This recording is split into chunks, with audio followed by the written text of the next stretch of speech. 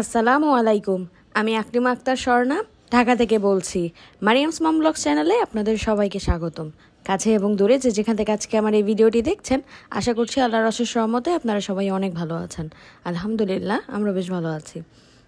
আজকে আমার একটা স্পেশাল ভিডিও শেয়ার করতে যাচ্ছি আপনাদের সাথে। আই হোপ যে আজকে ভিডিওটি আপনাদের কাছে ভালো লাগবে। তো আমার যে উনি হেল্পিং হ্যান্ড আছেন, আপা অনেক দিন ধরে আসতেছে না, অসুস্থ, তারপর উনি গ্রামে চলে গিয়েছেন। তো এখন রান্নাবান্না তো আর বসে থাকে না, তো তাই আর কি মেহেদি যেটা টিমু থেকে পাঠিয়েছিল এই চপারটা, এইটাকে কাজে লাগাচ্ছি। এখন হচ্ছে গিয়ে আমি পেঁয়াজ কিছু চপ করে নিচ্ছি। আজকে হচ্ছে ফ্রাইডে, তো স্পেশাল রান্নাবান্না তো আমার সবসময়ের মতো করতেই হয়। তো এর জন্য আর কি সকালে নাস্তায় করেছিলাম নান রুটি আর চিকেন করেছিলাম কারি। আর এখন হচ্ছে গিয়ে দুপুরে রান্নার প্রিপারেশন নিচ্ছি। কিছু লেফটওভার রাইস ছিল, আম্মু আর কি দিয়েছিল এই রাইসগুলো। আমি আসলে আমার জন্য ভাত চেয়েছিলাম, আম্মু এত বেশি ভাত পাঠিয়েছে, তো সেগুলো রাতে ফ্রিজে রেখে দিয়েছিলাম। তো সকালে ফ্রাইড রাইস করেছি আর হচ্ছে রোস্ট করেছি, এটা হচ্ছে লাঞ্চের জন্য। এইগুলোই করেছি টুকটাক যতটুকু পেরেছি আর কি। শরীরটা খুব একটা আমারও ভালো নেই, আমি আসলে দুজনকে নিয়ে একদমই পেরে উঠছি না, যেহেতু আপা নেই।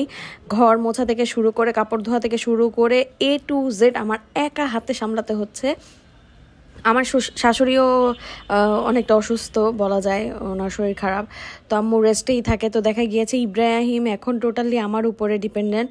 তো আমি আর কুলিয়ে উঠতে পারতেছি না, আমি জাস্ট কমপ্লেনের উপর কমপ্লেন করতেছিলাম আমার শাশুড়িকে যে আম্মু আমি পারতেছি না, ওকে নিয়ে পারতেছি না।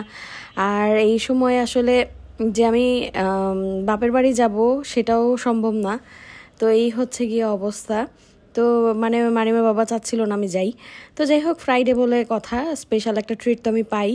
তাই সন্ধ্যার পরে মাগরিবের নামাজে পরে বের হয়েছি। মারিমা বাবা ফোন দিয়েছে রেডি হও, আমি আসতেছি। তো এই যে বের হয়েছি, আমাকে দই ফুচকা খাওয়াচ্ছে। তারপরে ফুচকা খেতে আবদার করলাম যে আমি ফুচকাও খেতে ইচ্ছা করছে। তারপরে উনি ফুচকাও অর্ডার করলো, আর শেষে উনি বললো আমি তাহলে একটা লাচ্ছি খাই। বললাম আচ্ছা ঠিক আছে। আমার একটু ঠান্ডার প্রবলেম ছিল, তাই আর কি আমি একটুখানি খেয়েছি, শেয়ার করেই খেয়েছি বলা চলে। জানি না এখন আপনি আমার ভিডিওটি দেখছেন কিনা। যদি ভিডিওটি দেখে থাকেন আর ভিডিওটি যদি একটু হলেও ভালো লেগে থাকে, তাহলে প্লিজ ভিডিওটিতে একটা লাইক দিতে ভুলবেন না। আপনি যদি আমার চ্যানেলে নতুন হয়ে থাকেন আর এখনও যদি আমার চ্যানেলটি সাবস্ক্রাইব না করে থাকেন, তাহলে অনুরোধ রইল প্লিজ আমার চ্যানেলটি সাবস্ক্রাইব করে দিবেন। আপনি চাইলে আমাকে ফেসবুক এবং ইনস্টাগ্রামেও ফলো করতে পারেন। আর এই সব কিছু যদি অলরেডি করে থেকে থাকেন, আপনাকে জানাচ্ছি আমার অন্তরস্থল থেকে অসংখ্য ধন্যবাদ।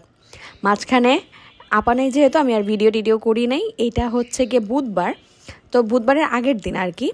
এটা হচ্ছে কি 29শে জুলাই। তো 30শে জুলাই খুবই স্পেশাল একটা ডে আমার জন্য, আমার জন্মদিন। তো তাই আর কি মা আব্বুকে দাওয়াত করেছি আমার বাসায় আসার জন্য, আর সাথে আমার ভাইয়ের বউ আসবে।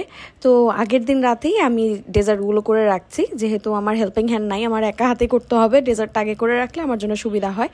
তো কেক পুডিং করেছি আজকে, হচ্ছে গিয়ে চকলেট কেক দিয়ে করেছি পুডিং, আর মিল্ক পুডিং করেছি, আর হচ্ছে গিয়ে একটা আলাদা করেছি এই চারকোনা মোল্ডে। কারণ হচ্ছে গিয়ে আমাদের খাওয়ার জন্য আজকে খাবো রাতে। মারিমার বাবারও নাকি পুডিং খেতে মন চাচ্ছিল। তো আমার আসলে কি এই কেক পুডিংটা আমাদের খাওয়ার জন্য যেটা করেছি সেটা আর কি, পুডিংয়ের লেয়ারটা ছোট হয়েছে, পাতলা হয়েছে, আর কেকের মানে লেয়ারটা বেশি ভারী হয়েছে। তো মারিমা বাবা বললো যে নাকি ওনার কাছে অনেক বেশি ভালো লেগেছে।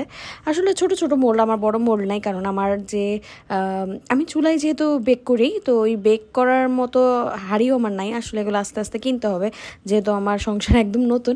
তো এই যে দেখতে পাচ্ছেন কত সুন্দর হয়েছে, কিন্তু পুডিংয়ের লেয়ারটা একদম পাতলা হয়েছে।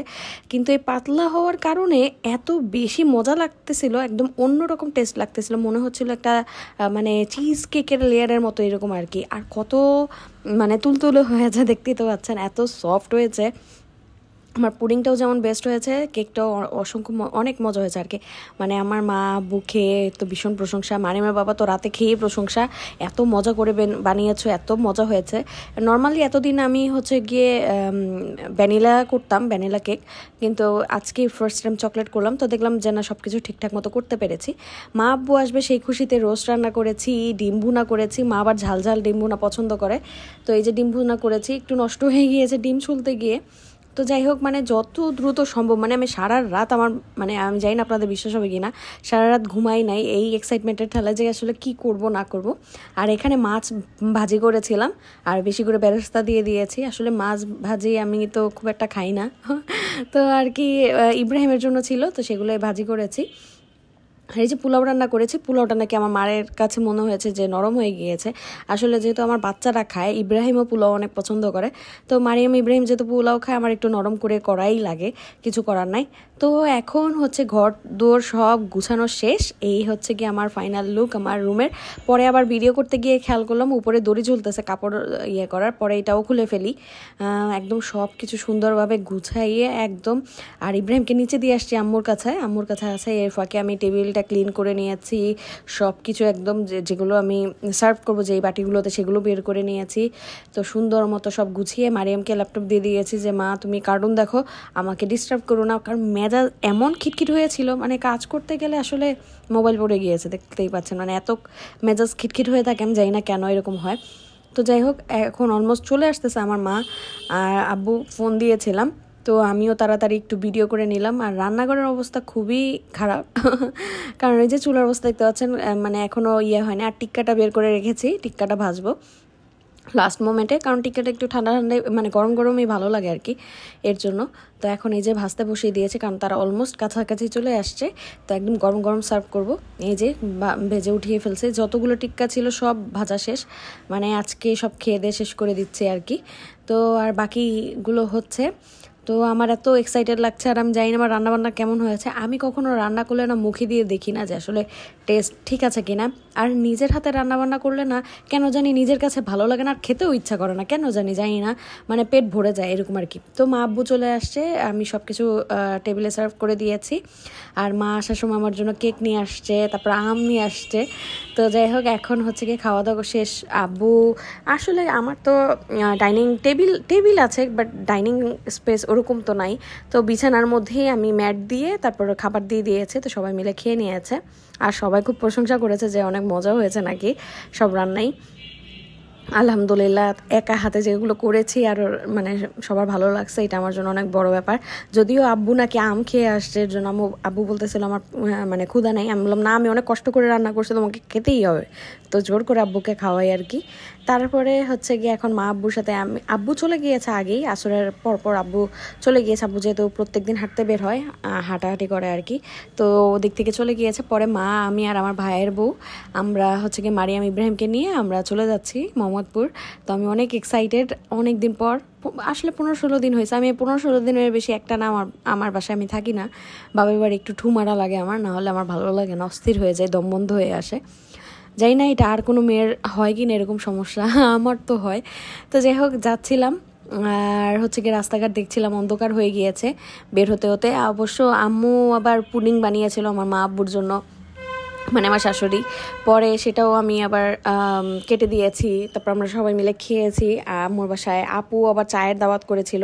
তারপরে আমার মা বলতেছিল যে আম্মুর হাতেই চা খাবে। আমার শাশুড়ির হাতের চা আবার অনেক মজা হয়, আমার মায়ের হাতের চাও ভালো হয়, দুজন দুইভাবে বানায়, আমি দুইভাবেই বানাতে জানি আলহামদুলিল্লাহ। তো যাই হোক দুজনেরটাই দুই রকমের স্পেশাল। কোনো একদিন ইনশাল্লাহ আপনাদের সাথে রেসিপি শেয়ার করবো, আমার শাশুড়ির হাতের চায়ের রেসিপি আর আমার মায়ের হাতের চায়ের রেসিপি। তো যেতে যেতে আপনাদের কাছ থেকে বিদায় নিয়ে নিয়েছি। আজকের ভিডিও আমার এই পর্যন্তই। সবাই সুস্থ থাকবেন, ভালো থাকবেন, আমাদের জন্য বেশি বেশি দোয়া করবেন। আল্লাহ হাফেজ, আসসালামু আলাইকুম।